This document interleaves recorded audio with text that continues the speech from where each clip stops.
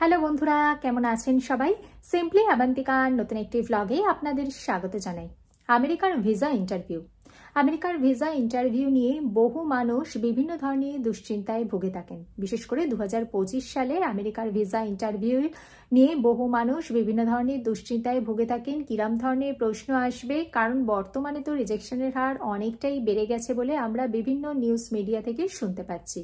তাই আজকে আমি আবান্তিকা হাজির হয়েছি আপনাদের সামনে। শেয়ার করব আমেরিকার মোস্ট কমন 6টি প্রশ্ন, যেগুলি ভিসা ইন্টারভিউতে আসবেই বলে ধরে নেওয়া হয়ে যেতে পারে।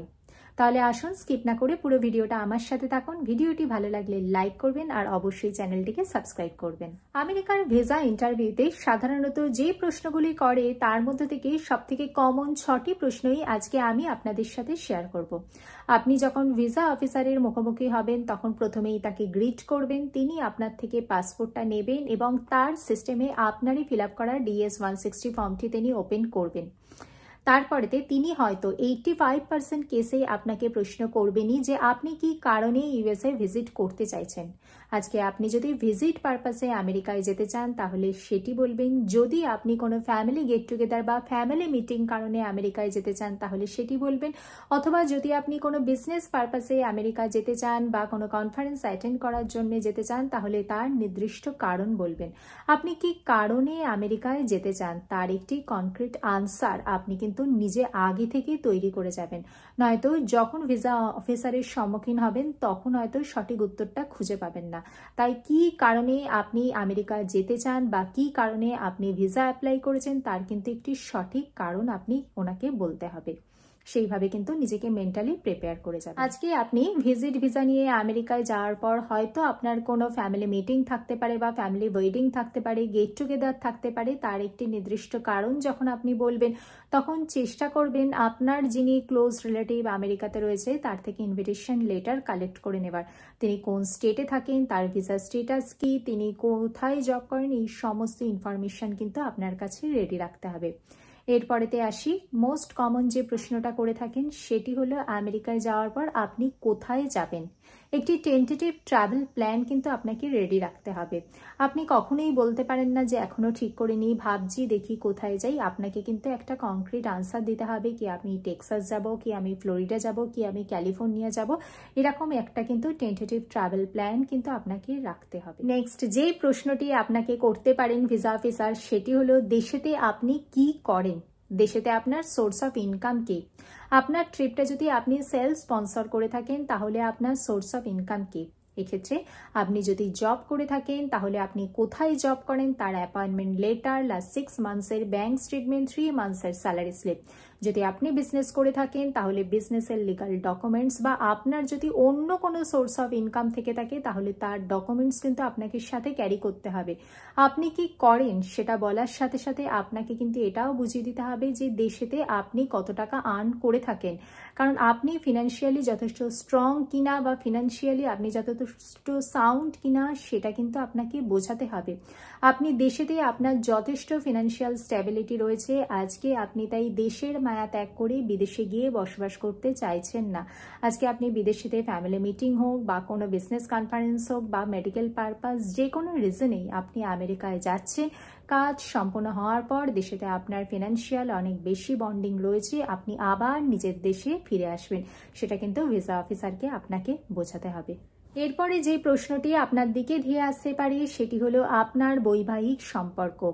আপনার সাথে আপনার যিনি স্পাউস আছেন তিনিও কি আমেরিকার ভিসার জন্য অ্যাপ্লাই করছেন, না তিনি দেশে থাকবেন।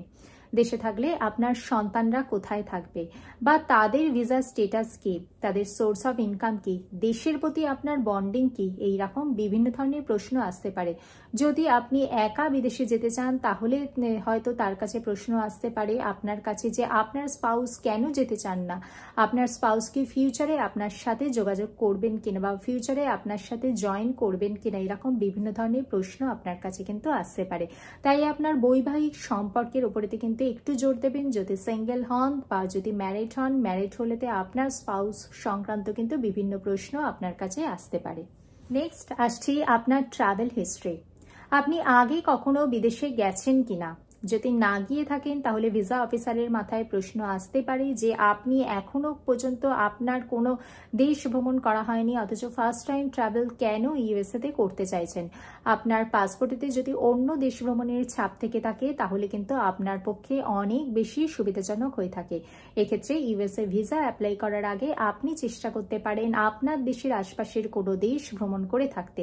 তাহলে আপনার একটি ট্রাভেল হিস্ট্রি থেকে থাকবে, যেটি আপনার ভিসা পেতে অনেকটাই সুবিধা হবে। এতদিন পর্যন্ত অনেক মানুষই সাদা পাসপোর্টে আমেরিকার ভিসা অ্যাপ্লাই করেছিলেন এবং তাদের ভিসা ইস্যুও হয়েছিল, কিন্তু বর্তমানে 2025 সালেতে অতি সতর্কতার প্রয়োজন হয়েছে এবং সেই জন্য এটা সাজেস্ট করা হয় যে আমেরিকার ভিসা অ্যাপ্লাই করার আগে সমস্ত দিক থেকে কিন্তু আপনাকে সতর্ক থাকতে হবে। নেক্সট যে প্রশ্নটি করতে পারেন সেটি হলো আপনি কবে আপনার নিজের দেশে ফিরে আসবেন। এক্ষেত্রে আপনি ভিজিট ভিসা নিয়ে আমেরিকায় গিয়ে আমেরিকাতেই সেটেল হবেন নাকি আপনার নিজের দেশে ফিরে আসবেন, আপনার ফিউচার প্ল্যান কি, এইরকম বিভিন্ন ধরনের প্রশ্ন আসতে পারে।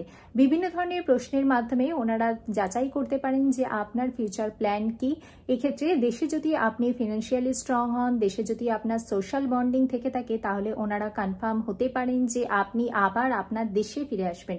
তাই সর্বোপরি আপনার ফিনান্সিয়াল ব্যাকগ্রাউন্ড স্ট্রং হওয়ার প্রয়োজন এবং আপনার দেশের প্রতি সোশ্যাল একটা বন্ডিং থাকা প্রয়োজন। তবে সমস্ত কিছুই আমার ব্যক্তিগত মতামত, ব্যক্তি বিশেষে অবশ্যই এই মতামতগুলো ভিন্ন হতে পারে। তবে সব থেকে প্রয়োজন আপনাকে একজন কোয়ালিফাইড অ্যাপ্লিকেন্ট হিসেবে কিন্তু ইউএস ভিসার জন্য অ্যাপ্লাই করতে হবে এবং তার জন্য কিন্তু অতি সতর্কতার প্রয়োজন আছে। সমস্ত ডকুমেন্টস আপনি একটি ট্রান্সপারেন্ট ফোল্ডারে করে নিয়ে যাবেন এবং সমস্ত ডকুমেন্টসের লেভেল করবেন। যেদিন ভিসা ইন্টারভিউ হবে সেদিনকে কিন্তু আপনার পজিটিভ থাকবেন, একদম পলাইট থাকবেন এবং কোনো ইলেকট্রনিক গ্যাজেট কিন্তু আপনার ইন্টারভিউ ভেন্যুতে অ্যালাউ হবে না। তাই সমস্ত দিক বিচার বিবেচনা করে রাখবেন। ভিডিওটি ভালো লাগলে লাইক করবেন। ভিডিওটি দেখে উপকৃত হলে অবশ্যই আমাকে কমেন্ট করে জানাবেন। দেখা হচ্ছে পরবর্তী ভিডিওতে। ভালো থাকবেন, সুস্থ থাকবেন। নমস্কার।